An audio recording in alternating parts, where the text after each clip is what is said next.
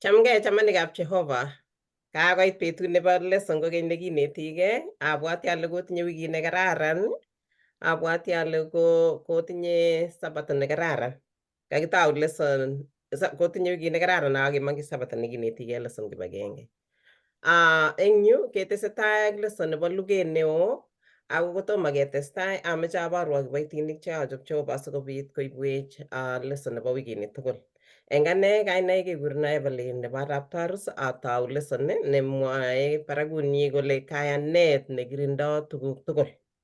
Ko amoche aborwok kiboitinik chemi sikobit kesa aketestai. Akure kiboitiot nerube nebo Jumatatu. Akatok kainetab Jeiso chamanikab Jehova. Ndakwo tugul akemwoe kongoi. Ami kebeberta nebo Jumatatu, kene kikurenon Pastor Nyalilei. Amite kebeberta nebo Jumatatu nemwoe kolen keapte ng'olyot. Ak ami kora kwaeng kasi nemwoe kolen kolujin tamirmirietab Jehova. Otokotin akwek tugul. Okay. Nerube kwaeng kasi. Kosomok kasi.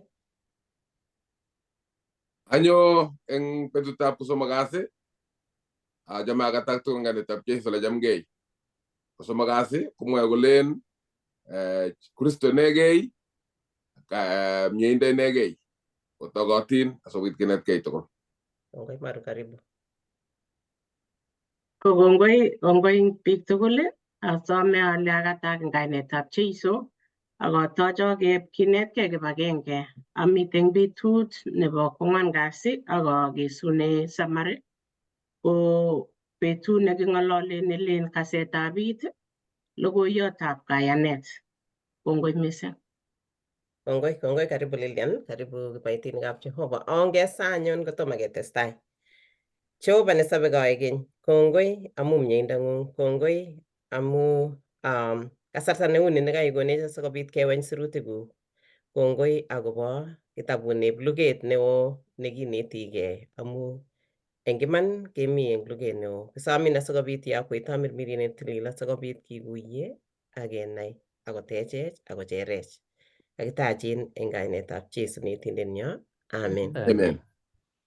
Kongoi. Bas kakemwa kele barakutab lesson nebo wikini tugul komwoe akobo kayanet nekirindoi tuguk tugul. Kayanet ko kit nebo komonut mising. Ako kinetigei akobo kayanet komoe kenai kele tos kayanet koiwech tuguk cheu nee. Kayanet kokonu kimnotet neo. Yekitinye kayanet kemuchi keyai tuguk che uen. Imuchi koborwech oret neui akemuchi kesub yekisich kayanet. Konu kamang'unet, konu kalyet, konu muitaet, nekonech keterter tiemutik chebwonjinech eng sobenyo. Kayanet ko lumeiywot neteche tuguk kou yo itile raret anan yo itile kiy, yo imeche iyai kiy, komi tuguk alake che ngap kouen mising lakini kongitinye kayanet ko noto nekonin anan kochichin asikobit iyai tuguk che uen. Eng wikini tugul komoche kiro kitabushek chemi yu, amoche amwawok sisir ko kiboitinichu mi yu komoche sikotiny korwotichutok amoche amwawok.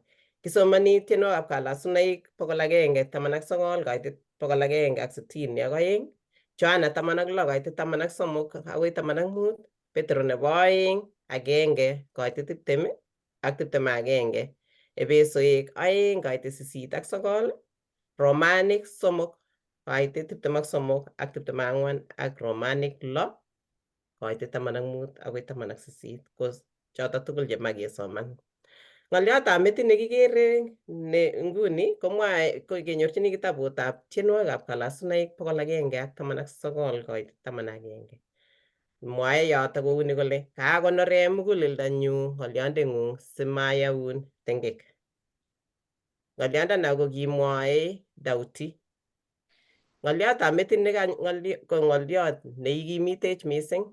Mwoe akobo kamanutietab kekonore muguleldonyo ng'oliotab Jehova asikoek neindoiwech eng boisionikcho asimakibutchi tengek. Kitinye ki katurenik chebo Protestant nemagat mising eng ibindab kenyisiek chu kimite acheket eng century nebo 21. Kitinye nae, kitinye kiy nekikanam eng mugulelwekwak, kitinye nekitoreti eng katorchinetab kei nebo sobonwekwak. Ne katorchinet nekitinye eng sobenyo achek. Eng kitabut ne barakunyi ko The Empty Self, ko kingalale ng'amotiot nebo kabwatutik ne naat nebo emetab America nekekure Philip Guzman akobo biik che meng'isie kityo eng sobet nematinye katorchinetab kei. Chang biik che imuchi meng'isie kityo ngong'ete karon koba kityo kunoto koimen koruiyo amatinye katorchino eng sobenwa. Ko yaani biik che meng'isie kityo. Tuguk che iyoni ichek komatororen. Ng'ering tuguk chebo kamanut chemage kiy ichek ak matinye kiy nebo kamanut netos mechi ichek. Kale eng biik tugul, lagok, abakorisiek ak murenik chebo katurunetab Protestant ko kiter eng boisionikwak. Kitinye ichek katorchinet nekimi ortinwekwak che kinyolu kosob akobo notok. Mi kiy neitinye eng sobeng'ung chito neilen ni, imanda neitinye ilen ni ko amuchi amechi. Kekere kele kitinye bichotok eng betusiek chotok. Kit nekiyoni ko kibo kamanut eng ichek. Ako kimakoyoni kometo tilyandinoto anan tililindanywa. Kimakoi kibesio ichek ak tuguk che kiyoni. Kikoesio tuguchotok kiyoni, ko kikoesiogei kole ng'o ichek. Eng taitab meet inendet ko kitinye ichek kalyet nebo orit. Igere kitinye kiy nemeng'isie amun nguno ndakitebenen inye kele ne katorchinet eng sobeng'ung, ne kiy neigere ile kiilewen netos imechi neilen inye amechi nini. Eng somanetab wikini koboto kabarunoik chebunu katurunet, kechikili ole konundoi lumdaet akobo katorchinet nebo iman ak kakuyet nebo iman eng sobet. Kanetisosiek chewale sobet chebunu sirutik. Kakuyetab imanwechutok bo koikeny kochobech akobo kaimutiet nebo let eng luget neo eng kwenutab mieindo ak yaitiet. Boriet nekiborie katurenik kotomo kosulda. Igere kele kingotoi ko kikikurech akichek sikenam kong'ete kimetochi ichek. Ko boriet netesetai anan luget netokotesetai ko luget nekitou katurenik chebo tai. Angot achek kemuchi kenai Jehovah neo neyamegei ak kaimutiet age tugul nekituiye eng sobenyo. Jehovah neikochi sobonwekyok amune ak katorchinet kosir ole imuktoi kiy age tugul nebo ng'ony. Ole imuktoi. Kakeker eng yotok kele kayanet ko kit nekonech ketestai eng tuguk ak kesich kamang'unet yekitesetai eng lugonito. Tos mi chi netinye kiy nemeche kotes eng Jumapili?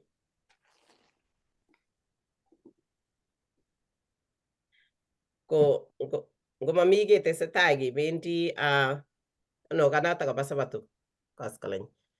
Lesson nekibendi nguno ko betutab Jumapili nemwoe barakunyi kole ng'oliotab Jehovah inegei. Ng'oliotab Jehovah inegei. Eng Jumapili nitok kebendi kekere ole kiboiboichindoi Daudi ng'oliotab Jehovah.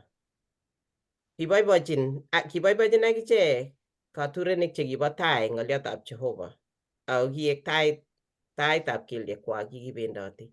Ako kitinye amune asikosoptos. Ako noto nekitech icheket akocher icheket kotelelso eng betusiek chekibo pichiindo mising. Ongiro ng'alaletab Daudi eng kurgotik cheisubi.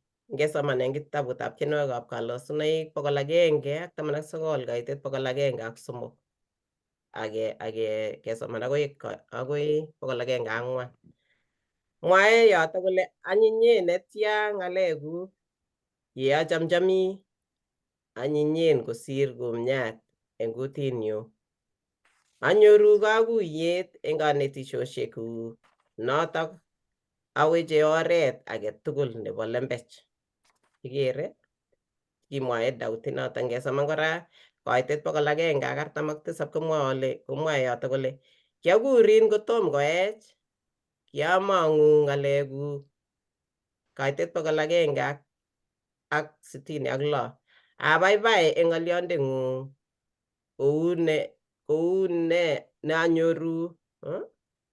Abaibai eng ng'olyondeng'ung kou nenyoru tuguk che lulei chechang.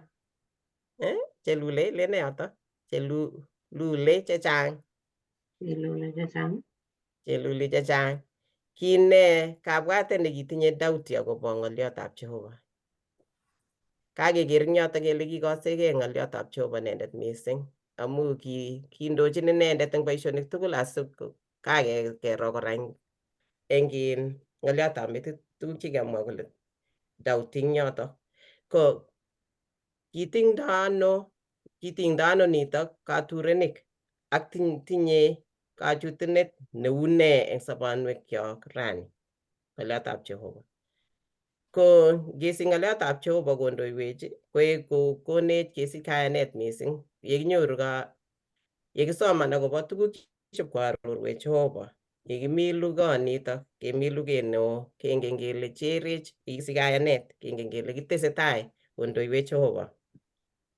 Kilimoiyotab kayanet nebo katurenik kukoit ak amune nebo kanetisyenwa. Kikuyo kole kiboisiechin ng'olyotab Jehova nesobei akotebie nebunu kabusetab Jehova.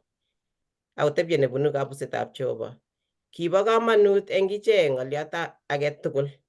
Yekingosoman kaitoshekchik akoyan arorutikyik, ko kikimiti kayanetnywa ak kileliti nyikanatenwa. Ngesoman kitabutab Petro netai 1:23 komwoe kole amu kikesicho kokeny, ma eng keswek cheng'emaksei ako eng chemang'emaksei, eng ng'olyotab Kamuktaindet nesobei akotebie. Ikimiti kurgani akobo olebunu waletab ng'olyotab Jehova. Kole siche kayanik siget age nebo kiptamirmir koityi sobet nemang'emaksei. Yekingosoman kaitoshechu akoyan arorutikyik, ko kikimit kayanetnywa ak kilelit nyikanatenwa. Katurenik chekibo tai. Kou notok arorutik tugul chebo Jehova eng chotok kong'ololwech inendet agenge, ng'ololwech anan ng'ololi kuo ng'ololchin chito agenge. Yeisoman kong'ololun inyendet akokimitin kora. Boisie Kristo arorutichu chutok kokonech mienwekkyik ak kimnatenyi. Chutok ko sogek chebunu ketit nekisobi bororioshek eng sogekab ketotok. Ng'ang'utiet 22:2. Ngetach ak keboisie koeku kimnatetab atebet, kabuset ak ripsetab sobondo. Mami kiy age neimuchi kosich kimnatet neu notok. Mami nitok neimuchi kokochi nyikanatet ak kayanet neikochi kimnatet. Notok ko sirutik chebunu kasoman chebunu kitabutab Ellen G. White, Ministry of Healing. Kale ilu sirutik boiboiyet eng orogenoshek. Konu kamang'unet ilenyo bo mugulel. Ilenyo bo mugulel.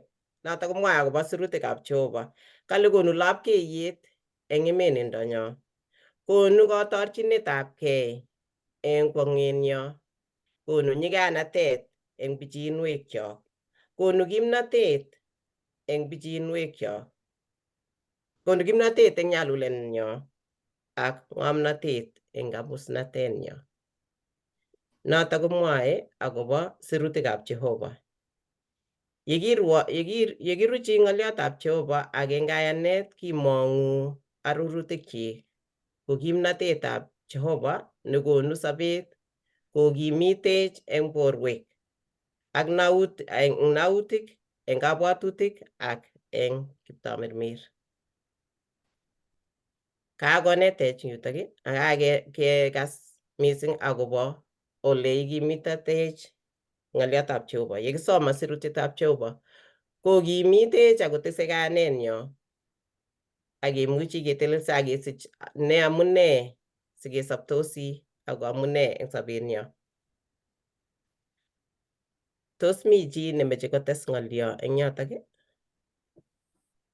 eng lesson nekabo rani?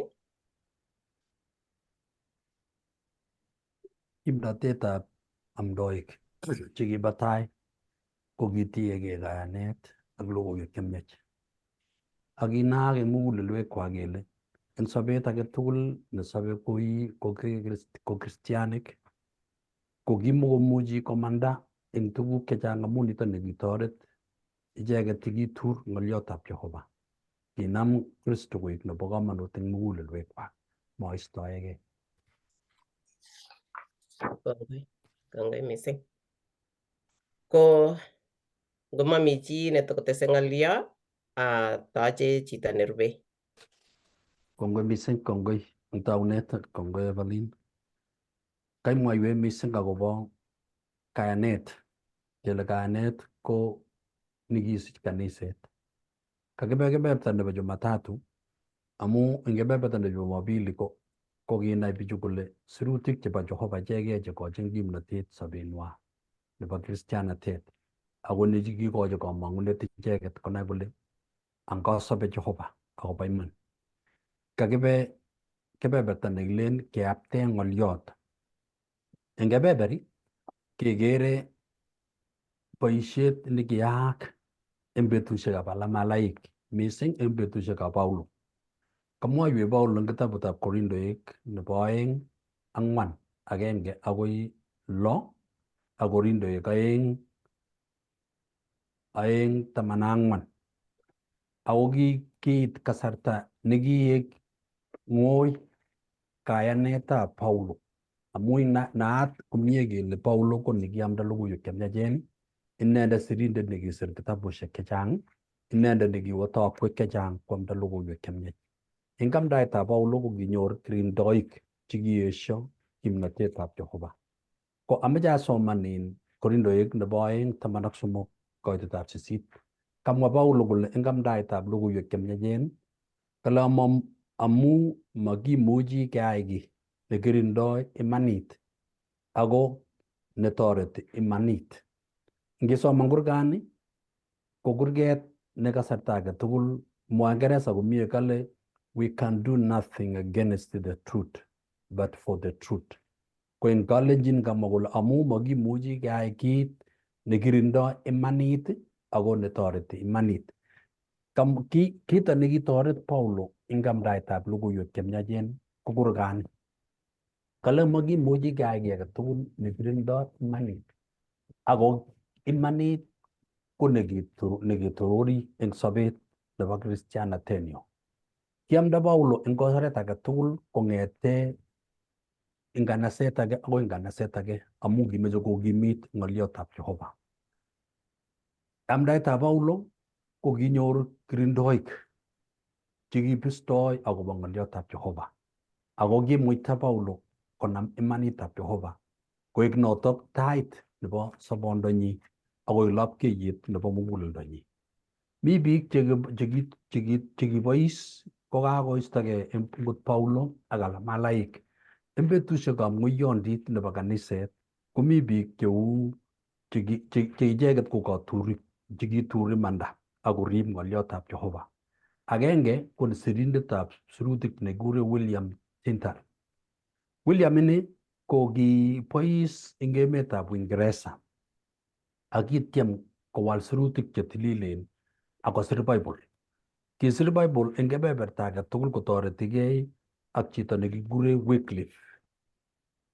William initok ak Wycliffe ko icheket chekitoret logoiwek chemiach, lakini kikikirinda, kikinam icheket amu kisir yekakosir sirutik chekibo Bible ak kowal Bible, kenam inendet ak kemut akoi Belgium. Ko kingomitei emetab German ko kiamda logoiwek chemiachen ak kemwa kele ineti lembechek. Kecheng oret age tugul kebar inendet. Ko kingakebar inendet ketyem kele kibele. Kebel inendet kechop kende maat. Ko kingakebel bortonyi komabek, makibel ng'oliotab Jehova. King'et sautitab ng'alekchik. Ako eng kenyisiek 4 chekibwone chekirubei ko kimong biik chekinyokosir sirutik. Komong biik 54 chekekure icheket ko ng'omutik. Ko kosir Bible nekikure netai King James. Autab kokere biik kole King James ko kitabut netai eng kenyitab 1611. Eng kwenutab siretab bukuit notok ko kiib kanetisiet nekibo William Tyndale ak chitab Wycliffe eng nekit 76 eng 100 eng arorutiet neos ak 83 eng kebeberta nebo arorutiet nelel. Kikitar boisiet nebo logoiwek chemiachen keibe atindiotab siretab bichu chekibo tokwek olikinye koweku akoi betusiek chebo let. Kiyan katurunik kole siret nekisir bichu ko kisir ng'alek chebo iman chebo Jehova. Matin kibar icheket, matin kikibel icheket, ko king'et ng'oliotab Jehova malal. Kikibel Bibolishek, kikibel waletab sirutik chetililen, lakini king'et ng'oliotab Jehova eng muguleldonyi. Nitok komwoiwech eng kitabutab Daniel 13, 12 kaitetab 3. Kale icheket chelachitoi logoiwek chemiachen koluu kou kechek. Neiboru kele yekitesetai keamdoi logoiwek chemiachen koluu mugulelwekchok ako mami kiy nemuchi kokirindech. Eng ng'ang'utiet 14 kaitetab 13 komwoiwech kole eng betusiek tugul koberurotin ichek chenome ng'oliotab Jehova. Matiny kanyo meet, kotokwomdoi meetnywa komi kererisiek. Nitok nekakonech kamang'unet kele anga kisobe ak ketindoi kamang'unet amu ng'oliotab Jehova. Ng'oliotab kayanet komakirindoi kiy, mami kiy nemuchi kokirinda. Kimuchi kekiриндen inendet amu kakibar. Imuchi keisten eng taitab biik, imuchi keisten eng kaniset, lakini ng'oliotab Jehova nekitach koluu angot eng betusiekab komaimi. Nitok ko nekakonech kamang'unet kenai kele sikeyapte ng'oliotab Jehova keyopchi biik alak chetakobwone ak ibinda age netakonyone ko amu kakitiegei ng'oliot nebo Jehova. Ameche ateb ale eng achek tugul cheki koyonik kotakiyai bichu boisiet konyor meet ako kimuita akoi meet akotumda korotik akebel icheket eng mastunwek akoek nyigonik chebo kayanet.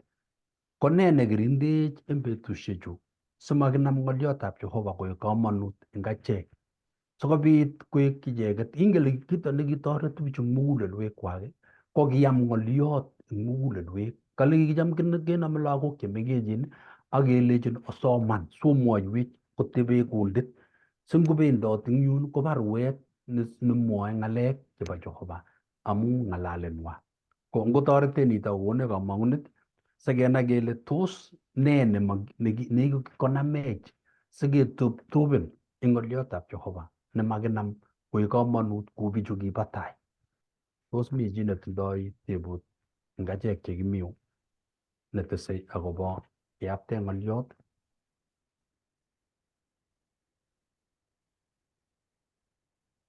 Bas ngomamitei ameche kebe kebeberta nebo 2 kasi. Kebeberta nebo koaeng kasi ko nekit kosubikei ak kebeberta nebo Jumatatu na kisoman. Amu kamwoiwech akobo imanitab ng'oliotab Jehova. Lekiyoptoi ng'oliotab Jehova eng betusiek chebo ng'oyondisiek. Nitok ko kemutwech kenai kele mitei kimnatetab Jehova eng amdaetab logoiwek chemiach. Notok ko tamirmiriet ne tilil. Tamirmirietab Jehova ko kergei ak Jehova ako kergei ak werit. Ako eng kasarta age tugul koboisie tamirmirietab Jehova yesomani chi ng'oliotab Jehova. Ngesoman sirutik eng kayanet ak kesoman sirutik eng kaguiyet komi tamirmirietab Jehova netoretech amu makiboisie kimnotenyo achegei kesoman ng'oliotab Jehova. Amu kangesoman kitabut nekabo Paulo nakamwoiwech kole mami kiy age tugul nemuchi kokirindech. Ipkoek kityongon imanit ak imanda nebo Jehova nenyolu eng kasarta age tugul keib koek komonut eng achek. Ko amu nitok netoretech ako konech kamang'unet, kokonech sobet kenai kele mi maket nebo Jehova eng tamirmiriet. Ameche kesoman Johana. Ngisoman Johana 14 koititab 25 sinai ile anga mi kimnatetab Jehova nebo tamirmiriet netoretech ako nekitoret sigikyok koyapta ng'oliotab Jehova kong'ete tai akoi ra. Sikesomani sirutik chebo Jehova ak ketindoi bukuit ne tilil. Matinye kotiemoindet eng kasarta age tugul komaluch ak komas imanda nebo Jehova.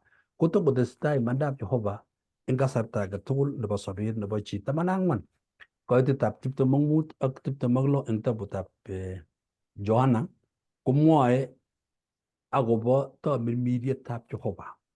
Tamirmirietab Jehova nekonech kamang'unet. 14:25 komwoe kole kamwoiwok tuguchu. Kamwoiwok tuguchu kotami kobotok. Kang'alal Jesu kole amwoiwok tuguchu amu tami kobotok.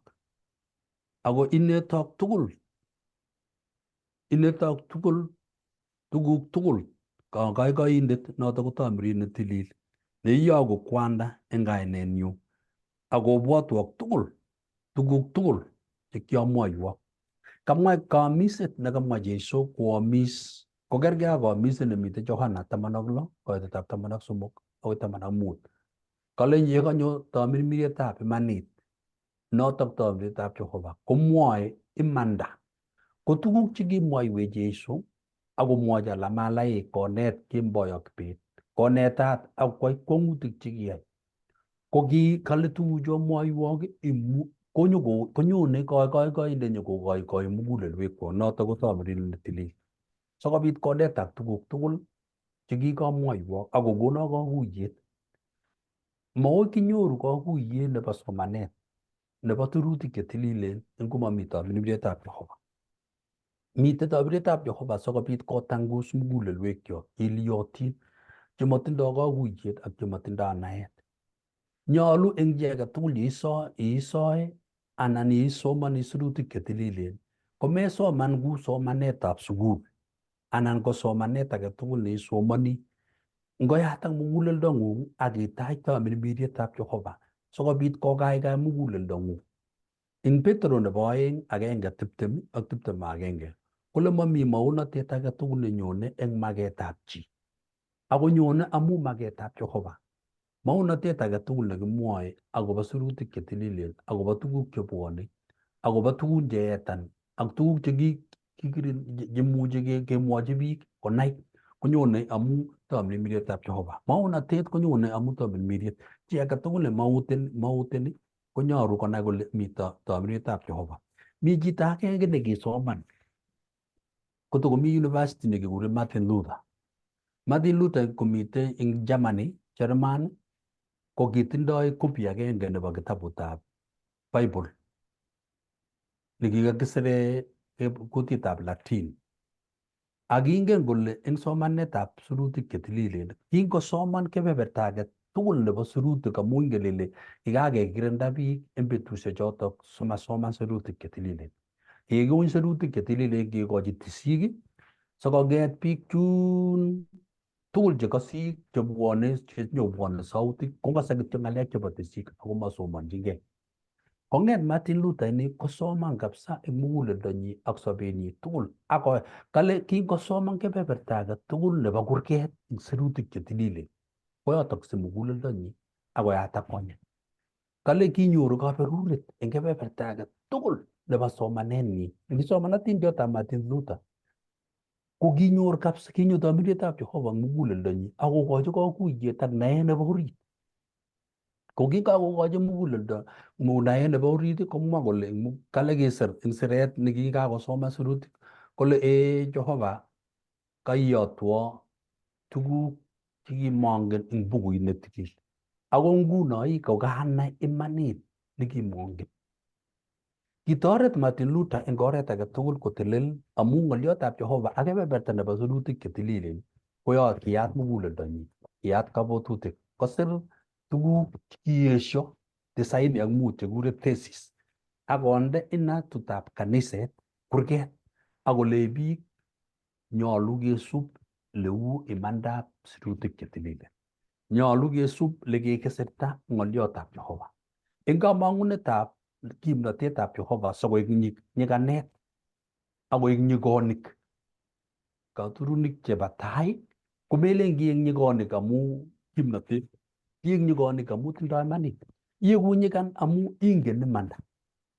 Ngomi imanda muguleldong'ung ieku nyikan.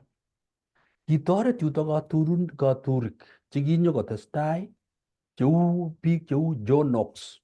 John Knox ko kiamda akine akocham logoiwek chemiachen chebo Jehova. Akotoi kanetisiet nekimwa kole sobe chi eng oret agenge nebo kayanet ako eng mieindoab Jehova. Mi biik cheu chechang, kimi kwonyik aeng'u nekikure Mary ne inendet ko kikikure inendet kandoindet nebo kwonyik alak eng emetab Scotland.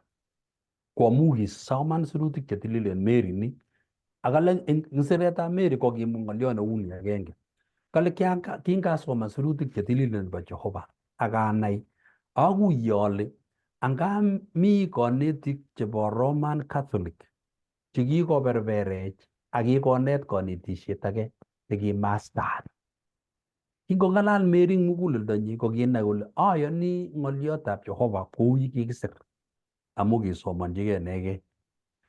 Eng muguleldonyi ak chechang amu kakiro John Knox ini ak kwonyi kikure Mary eng mugulelwekwak tugul ko kitoror ng'oliotab Jehova akokanapta kwo barak. Kikochi koek ichek nyikonik ako kimuita eng nyalilwogik tugul chekibun sikobit konam ng'oliotab Jehova. Ngomi tamirietab Jehova nejichech akokonech kimnatet komami kiy nemuchi kokirindech akomastech kemande eng sang'utab ng'oliotab Jehova. Asome eng kanetik tugul anan ko chi age tugul nekose ng'oliondoni kele mesoman sirutikab Jehova kotangus muguleldong'ung eng kabwatutikuk. Kochi boroindo tamirmirietab Jehova nemite kwenutab chi age tugul nemeche kosoman akomeche konai imanda. Ngimeche inai imanda isoman, ngimeche inai imanda iming'ingei, ngimeche inai imanda itach tamirmirietab Jehova eng saet kaming'inetabgei sikoyotun muguleldo nebo orit neui. Achek ko ki biik ko ki kirindoik chebo imandab Jehova. Ngomi tamirietab setani ko nyekikomalui mugulelwekab biik chechang ko kikwai biik chechang komasta. Ko ngetindoi tamirietab Jehova komakimetoi imanitab kamuktaindet. Kameche ateb ale eng lesson anan kanetisienyo nebo rani ko kakonech kole ingenyikanitu amu kitindoi tamirmirietab Jehova. Ingotangusitu mugulelwekyok komong kiy nechoywech amu kikenai imanda. Tab ko eng kasarta age tugul achek ko biikab Seventh-day Adventist ko kikenai imanda, kikenai maunotet. Ko tab kechougei eng oret age tugul kot kiutye kele angama nenyo boisioni kaba Jehova. Matingakingen maunotet, ngingen kanetisiet age tugul nekikenetkei, kingen kitabutab Daniel, kingen kitabutab Ng'ang'utiet, kingen sirutik chekikesoman, ongekanapte tamirmirietab Jehova. Ingekochi boroindo ng'oliotab Jehova sikobit kotoretech keu nyikonik chebo iman. Kot komi chi nemuche koteb kokakesar kebeberta nebo Jumatatu ak kwoeng kasi. Kongoi, meche atach chito nerubei. Kongoi chamenekab Jehova kanetishet nekakenyoru. Kebeberta nebo kwoeng kasi kosomok kasi komwoe akobo Kristo inegei, mieindo inegei. Kitabutab Romanik 3:23 komwawech akobo oleu atebetab chito ne kimataketinye komong'uno.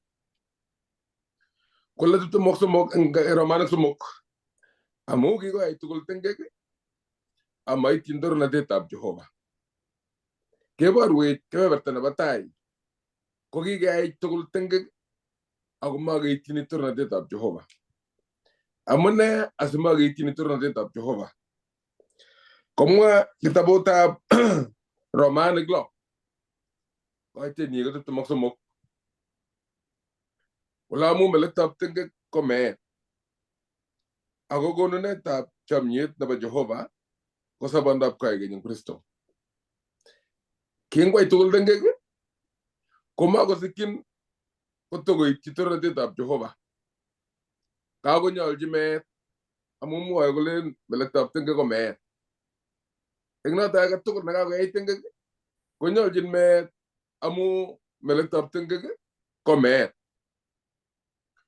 Kingobutyi chito tengek eng kabungutab kabetet, kemwa kele kobochi nguno kokakonyo ng'ony meet amu akoityi biik tugul kong'etegei Adam tingeuchi Adam kele kakoityi ng'ony meet tugul amu tengek kakwai Adam eng kabungutab kabetet.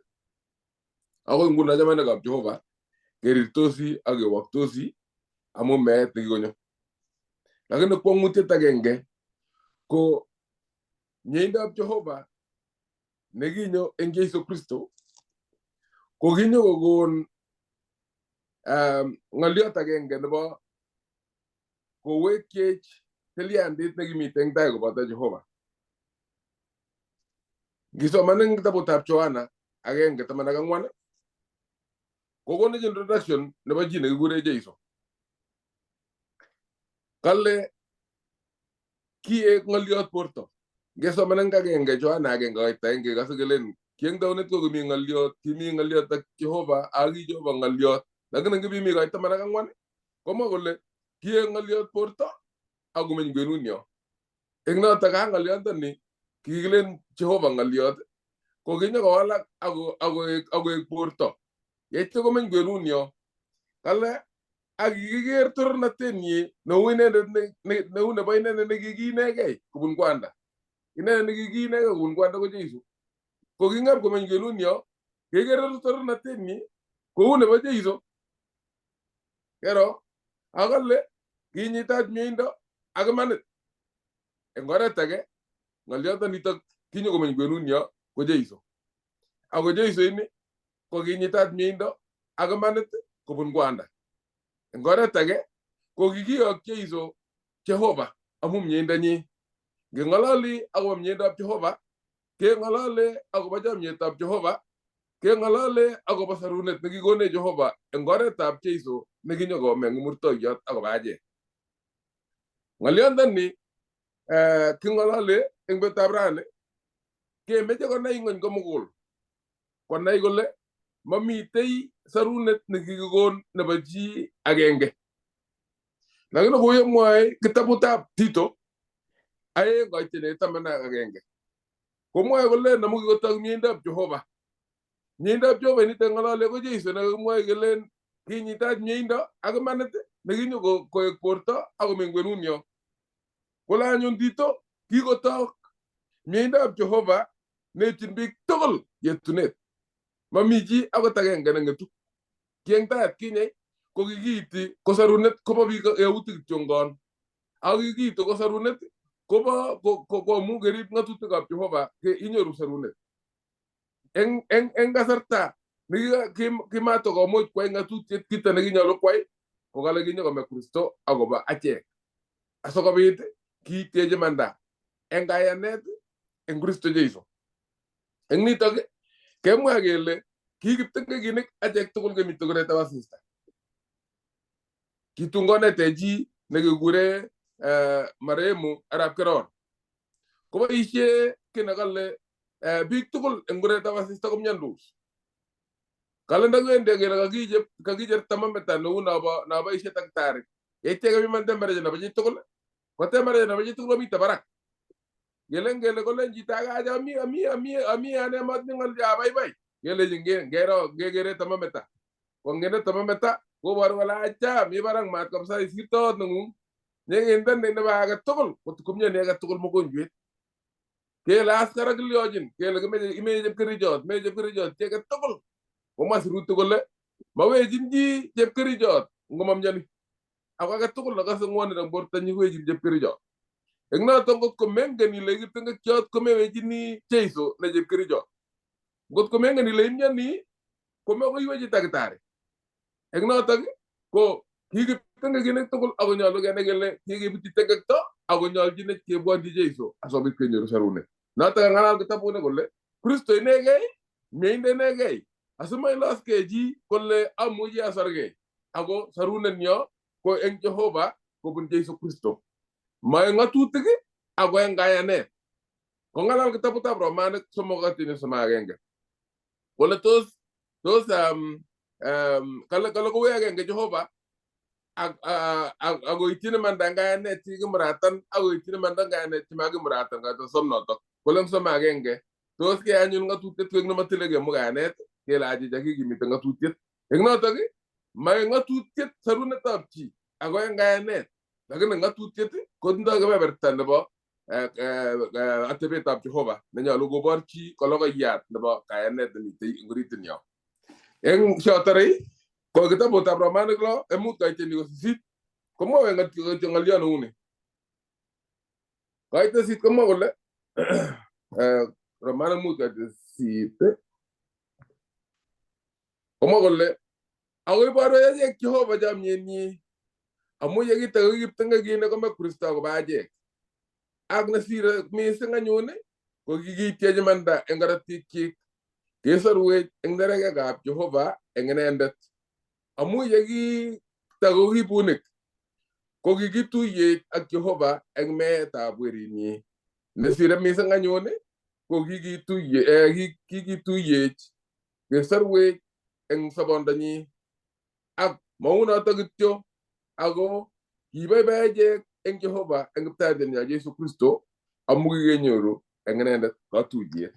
Kisoman chi nekekure Martin Luther nekamwoe pasta ng'alechu ako kwong kole kakamimyein nekikekon kot kiityi chi imanda puch eng kayanet eng Kristo ako ma chito agenge ulimwengu tugul.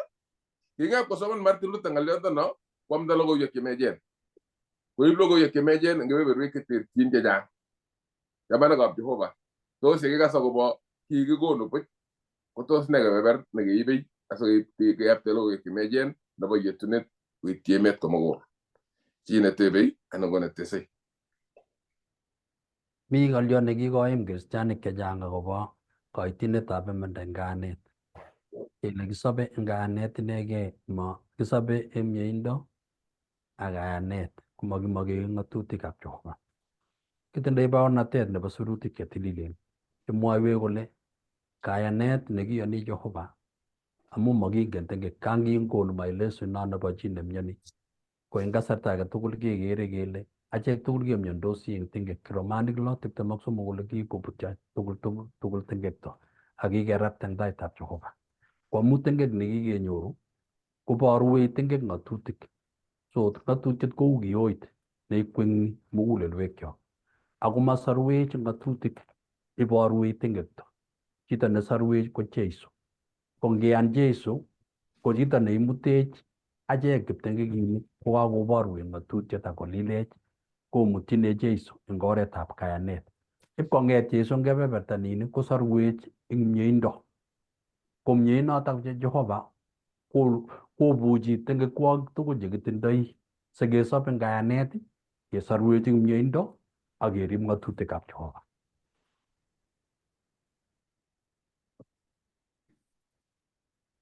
Taje mwalimu nerube.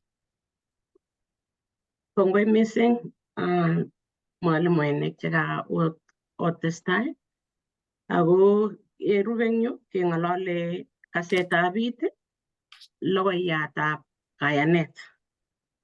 Ko ngeng'alale kele kasetab it ko kekas it, amune sikekas it anan kikose ne? Abwoti ale eng betut kochang tuguk chebendi eng betut ngibwat ile ne nekekas rani ako ne notok ka ne ng'oliondonoto. Mi tuguk alake chekemuche keng'alal amekas it, mekose kobwone itik, mekose akot ile kakamwa ne ngoi ile kakele ne aka kamakomi metit yoto maikas it. Ko kale kasetab it iebe it ikochini kabwatutikuk akikas ile mwoe ne mwalimuiyondoni, mwoe ne chichi, mwoe ne lakwani. Ngot ko mekas komemuchi iyai kito nekakimwaun kelechin ibiyai. Ngoka daktari kolechin amache ilugui kerichot karon amailugui amaiamishe, anan kolechin melugui kerichot amaiamishe, koboru kole kakile biamishe korok amailugui kerichot. Lakini ngot ko maiyebit ko makoi ilia, makoi iyan ng'oliondonoto, makoi ikas amakoi iyai. Kasetab it ko logoiyat. Igere logoek, ketit kokakikol kokonu logoek. Ko makoi bwa logoek amataptan ketit asikosich logoek. Kekere kele logoek chu ngebut kenai kele nga lamaek chu. Ako ni ko kimolwet kenai kayanet kasetab it. Ameche kesoman kurget nekakosomani Arap Maro, Romanik 3:27 akoi 31. Ameche ketiny eng yoto kidogo nelen 27 kolen mieno anyun kachaunetabkei. Kikekerchi sang eng ng'atutiet neu ne nebo boisionik achicha.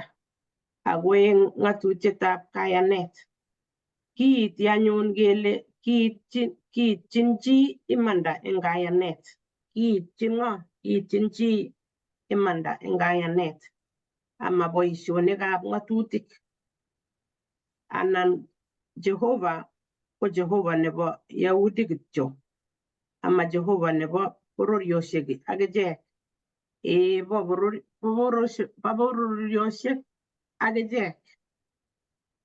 Kouye agenge Jehova akoitchin imanda eng kayanet chekikimuratan ak koitchin imanda eng kayanet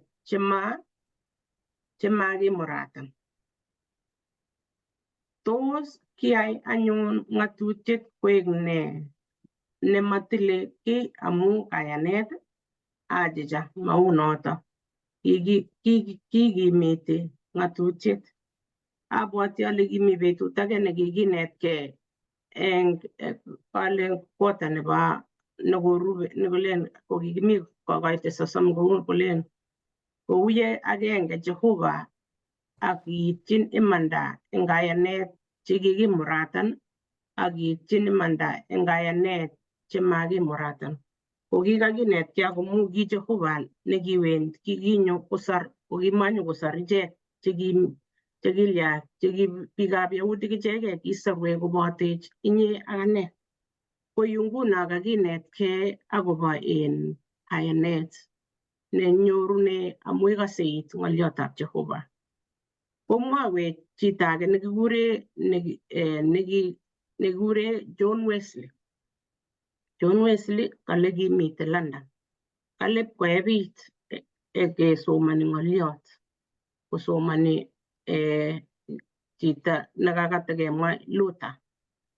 Ko kisomani akobo Romanik akosomani akobo ng'oliot nekanyor kole ma amu iribe ng'atutik amu kikinet icheket korib ng'atutik ako eng kayanet. Kale kingaebit kale aepchi it akakas. Kale kokiwal kinyo tai yani sobondanyi akotoi konyor kakuyet age. Kale kilal kiy eng oritinyu akiakas kachutet nebo kwong'et eng Kristo inendet nekikakokoito sobenyi akoba inendet. Kimwa kole kiakas ale kiamong'u Kristo inegei akobo sorunet. Ak kikikono kayoshet kole Kristo kikoisto tengekwokikchuk akot chechuk akosorwo eng ng'atutietab tengek ak meet. Komwa eng yoto koker kole kakonyor sobet nelel ako kakonyor kayanet. Ko sikenyoru tupchosyekchok, sikenyoru kayaneni ko amune? Amu kakiebit ng'oliotab Jehova inegei nekisomoni. Komite kurgotik chomoche sosir Romanik kora 6:15 akoi 18. Romanik 8:1 akoi 2.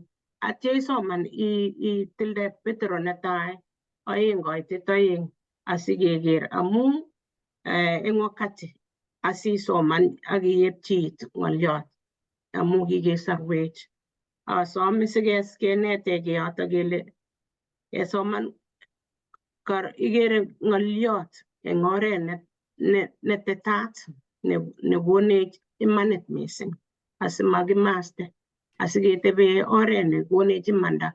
Akatokomwa mwalimuinik kole imanda komeiywei ing'alal amu ingen nokilen first hand yani ki konye nekekere eng konda, ingen kito ko ingeteb inget ile kaak ne. Ko nguno isinai ko isoman. Abwoti ale biikchok tugul chechang ko kikosomonso. Mabwoti ale tutikin biik chenekelen maingen kotokosoman. Akot Kimi Kumbaro nekikakotech kotoret sigikchok. Ko akot yu kora komi lagokchok chekesomoni. Ko ngesomon eng betut kotoretech. Ameche atonone yoto sikoteshi mwalimuinik alake asikeyai summary. Tinye chi ng'olyo nekateshi?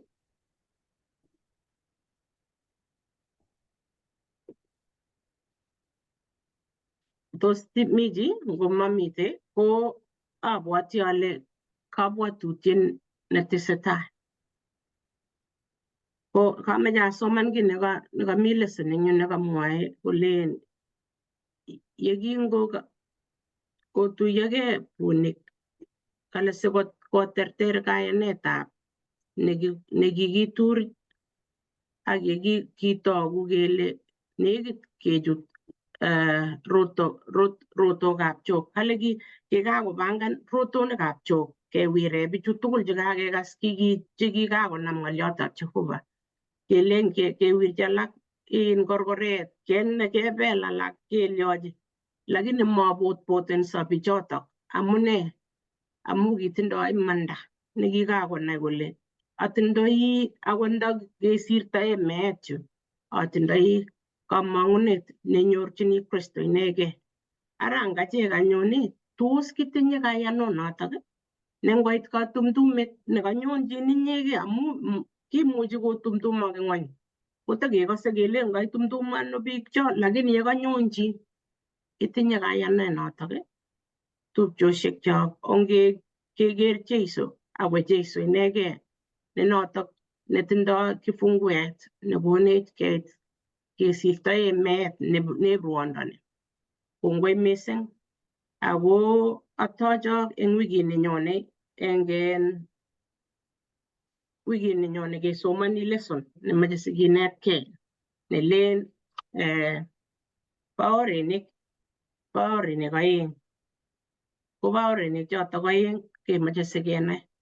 Atochok mising. Ko eng yotok abendi kele ongetestai akinetkei. Ngotitinye chi maswali imuchi isir eng yotok eng YouTube amu kimi YouTube. Imuchi isir asikobit kewalu. ko ako otestai okochi biik alak sikesich keyapte nguno kakieku biik tugul eng kibagenge chekimi oret nekikoitoi ng'oliot. Kongoi mising ongesa sikebit keker. Kongoi Jehova amu kaikonech kamuget. Kongoi eng tamirmirieng'ung netilil nekaikonech cheibeit ak cheibendi komwoitoi Jehova. Kongoi eng kalyeng'ung, kongoi eng kimnoteng'ung. Itororin Jehova eng wikit tugul. Ngo ng'oliong'ung Jehova asikobit kesoru ak kenyoru kayanet ne notok kikokonech eng Kristo inegei. Itorore kaineng'ung Jehova. Kwang makeng'ung ki age tugul kilosun ak kemwoe kongoi eng Jesu Kristo ne Yetindenyo. Amen. Amen.